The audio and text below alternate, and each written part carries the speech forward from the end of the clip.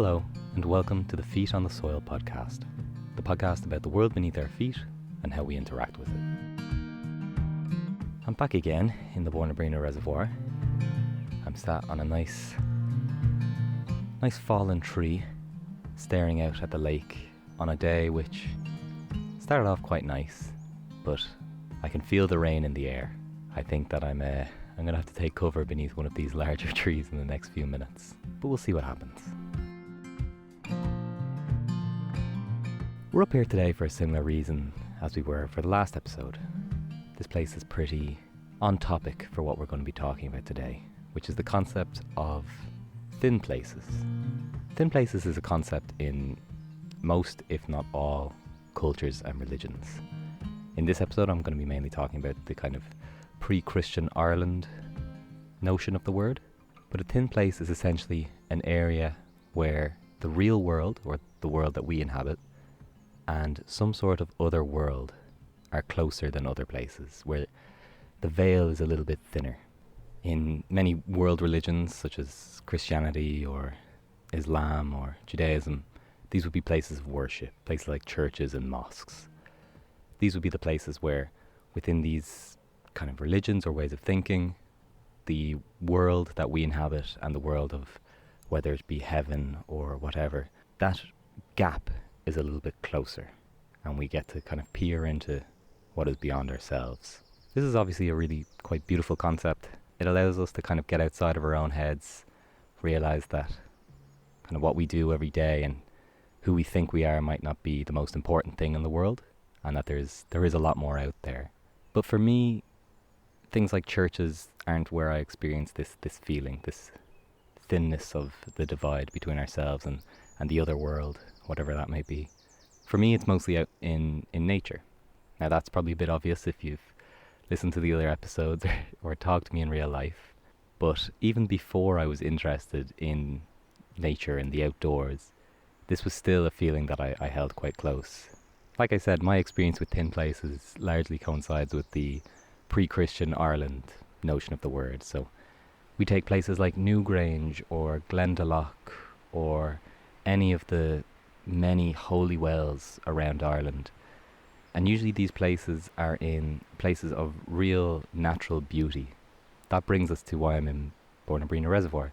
Nearly every hilltop around the Boundry Reservoir has some sort of ancient monument on top of it, whether that be the tomb on top of C. Finn or C. Han, or what used to be there on top of Capure before the RTE masts went in.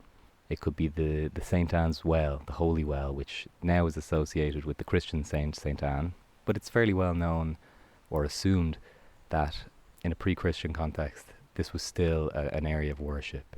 So all around me are these so-called thin places. And I know from my own experience that when I visit these places, there is a feeling of magic or a feeling of connection that is deeper than anywhere else in the valley. But it's not just Bournabrina. As I mentioned, Newgrange, Glendalough, even Skellig Michael, places like this, they're all in areas where the natural beauty is kind of front and centre. I think it's really interesting to think about how, even at a time when survival was something we had to kind of fight with every day, where were we going to get our next meal from? How were we going to get through the winter?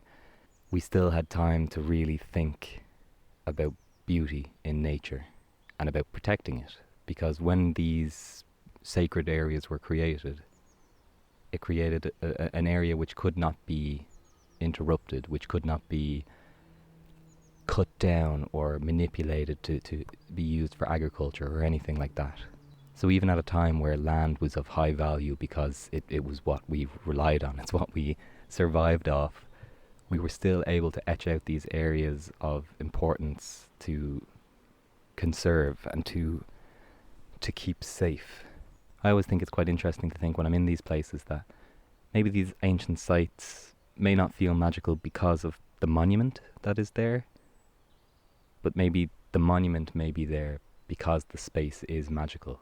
I find it quite fun to think of the discovery of these locations, the selection of these locations, because like I said, nearly every hilltop in Glenismole has a monument on top of it, but not all. So what define the spaces that have sacred areas on them versus the places that don't? Of course, all of these places were beautiful and had that bit of magic in them. But what set apart the likes of Si Fin and Si Han to really be commemorated? It's also important to look at our treatment of the elements, really. As I said, one of the many important kind of subgroups of these sacred sites would be our holy wells.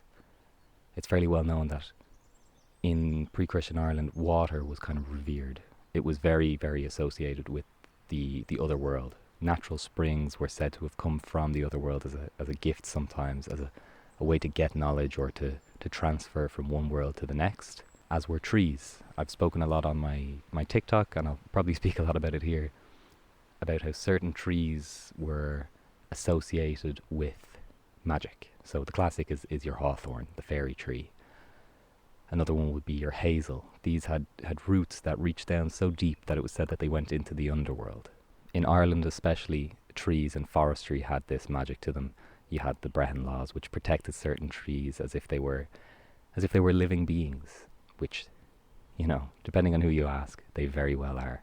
Hills as well, especially in areas like Wicklow or Connemara or Kerry, but nearly every hill or mountain range in Ireland is absolutely full of these sacred areas, and you can really feel it being on top of a hill or in one of these portal dolmens or stone circles. The difference is palpable in these areas. And I talk about this not to motivate you to go out and become pagan and pray in these spaces or perform rituals. If you want to do that, great. The reason I'm bringing it up is because it is one of the most powerful ways that I have found to re-engage with that sense of oneness with nature. I know that Seth Hughes, a fairly big outdoors creator or educator about the outdoors, has done videos about how we are not visiting nature or enjoying nature. We are nature. We are all part of it. I find that these thin places are the places where I have truly, really felt like that. I've had a few moments in my life where things clicked, where things made sense, and I felt like I had kind of come to that next stage in my appreciation for nature. One of them that was really powerful for myself was a visit to Loch Dan in Wicklow. While I'm aware that wild camping isn't really allowed there at the moment, at the time that we went, it was a little bit more welcome, and we spent a few days camping on the side of the lake. It was an incredibly beautiful time.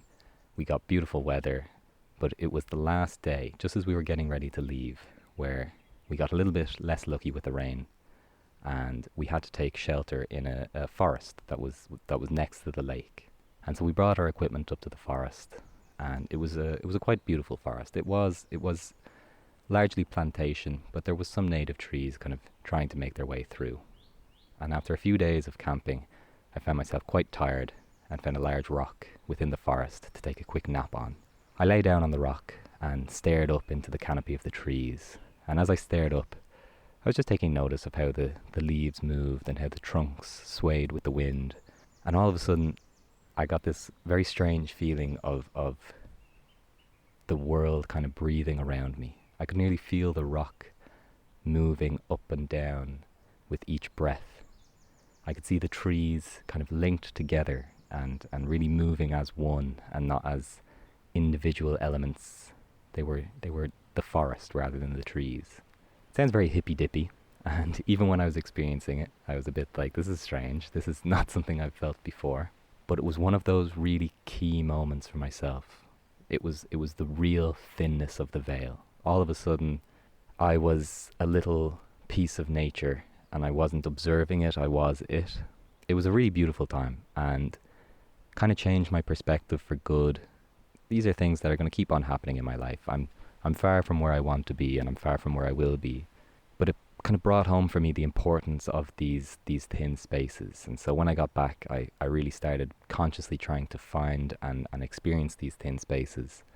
So whether that meant hiking up Si Fin to see the Portal Tomb, taking little mini pilgrimages to the holy wells in my area, I started doing this more frequently, and each time I kind of gleaned a little bit off it. It's also interesting that in the modern day we're hearing more and more about things like nature bathing or forest bathing and the benefits that we can get from being out in nature. So I believe the stat, I'm going to have to, this is definitely paraphrased, but I believe the fact is that 20 minutes in the outdoors, in true outdoors, in a forest or in the hills or by a lake, will reduce blood pressure, heart rate, and your breathing rate by quite a noticeable amount. So it's not that you're particularly conscious of this, but the benefits of being outdoors are real, they are physical. And I think it's interesting to see this and then to create the link that maybe this is why these sacred spaces were created. The science is starting to match up with the spiritual at the moment. And also, and one of the most important things for me is something that I've mentioned time and time again, and it's you can't truly protect something you don't care about. At the moment, there's a pretty big part of my life is spent thinking about the new Dublin Mountain Visitor Centre. It's a new development going on top of a hill called Mount Pilier, up by an old ruin called the Hellfire Club. Anybody from South Dublin or Dublin in general will more than likely have a memory of climbing up the Hellfire Club as a child. And for a lot of people, it's their first experience with truly being outdoors. At the moment, a plan is underway to create a new visitor centre up there, which would involve the removal of a lot of forestry, the creation of new paths and a new building. And while it looks good from a tourism perspective, it will bring more people up into the forest. It's not going to be great for the nature that is up there at the moment. The ecological impact assessment shows that it will negatively impact SACs and SPAs in the area. It will more than likely have a negative impact on surrounding forestry like the Crua Woods to Braddon, Ticknock. And while these are quite degraded woodland areas, things like Massey Woods hold a lot of areas of really quite impressive ancient woodland for how close they are to Dublin city centre. And it's just unfortunate. The groups in the area have been really fighting to stop this from happening because they really care about the forestry there. They really care about the nature. And the Hellfire Club has a lot of connotations, as with the name, with the kind of the evil underworld. It's said that it was burnt down by the devil during a poker game. And while I don't know how much I believe this, it is known now that the Hellfire Club was built on top of and using materials from an old tomb that was on the hilltop. So maybe this is nature fighting back, burning down the building so that it can reclaim it for itself. And it's just a good example, I find, of how once people care about nature, they're really willing to fight for it. So I encourage you, have a look online, especially if you're in the UK or Ireland. It's more than likely that there is an ancient site near to you, within 5 kilometres. If so, try and get out to it. Enjoy it, sit down, no headphones, and just enjoy what's around you. I'm not saying that you're going to have an experience like me, where for a moment you are part of the earth and you breathed with it, but I have a feeling that even just 10 or 15 minutes in one of these locations will give you a new outlook on your local area. And hopefully, it'll get you a little bit more interested in the outdoors. Maybe while you're sitting there, you might have the lucky experience of seeing a bird or animal or insect you've never seen. You might take a closer look at a tree and notice something you've never seen before. It might motivate you to learn a little bit more about the plants in the area. All of this is to say that these ancient sites, they're not just piles of stone or natural springs which we've given names to. They're something really, really worth protecting and worth enjoying. They're a part of your history, your heritage and your culture. And once you learn to care about them, it's so much easier to project that caring onto other areas of nature. If you care about your local forest, it'll become a lot easier for you to care about someone else's local forest. If you care about the water quality from a spring that you enjoy sitting by, it's much more likely that you'll care about another person's. I'd love to know if anybody else has had an experience like my own of that connection with an area. Maybe you had some sort of awakening in one of these areas, or even just a really positive experience. If you have, I'd love if you let me know. It'd be really nice to hear these sorts of things. And again, I really, really promote you to have a look online or find some books about your local area and see if you can find these thin places around you. Thank you for listening. try and get outside today.